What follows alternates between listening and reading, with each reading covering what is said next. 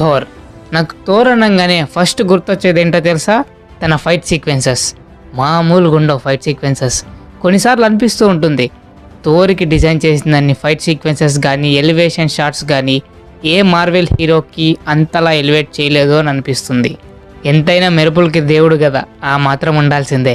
Thar 1 and 2లో చూపించిన థార్ కన్నా థార్ 3లో చాలా డిఫరెంట్ థార్ని మనం చూస్తాం.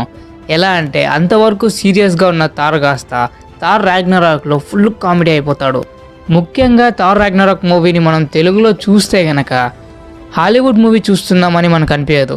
ఖచ్చితంగా ఒక మాస్ మసాలా తెలుగు మూవీ చూస్తున్నామేమో అనే ఫీలింగ్ అయితే మనకు కలుగుతుంది. థార్ మూవీస్లో నాకు ఫేవరెట్ సీన్ ఏదంటే అవెంజర్స్ ఇన్ఫినిటీ వార్ మూవీలో స్ట్రోమ్ బేకర్ తీసుకొని అలా ఒక ఎంట్రీ ఇస్తాడు థార్. ఆ ఎంట్రీకి అయితే నిజంగా గూస్ బంప్స్ వచ్చాయి నాకు. ఇంకా ఆ టైంలో థియేటర్లో మొత్తం అరుచుకున్నారు. ఎలా అరుచుకున్నారంటే ఒక తెలుగు మాస్ హీరో ఎంట్రీ ఏదైనా వస్తే ఎలా అరుచుకుంటారో అలా థార్ ఎంట్రీ సీన్కు థియేటర్ మొత్తం గోల గోల్ అంతే.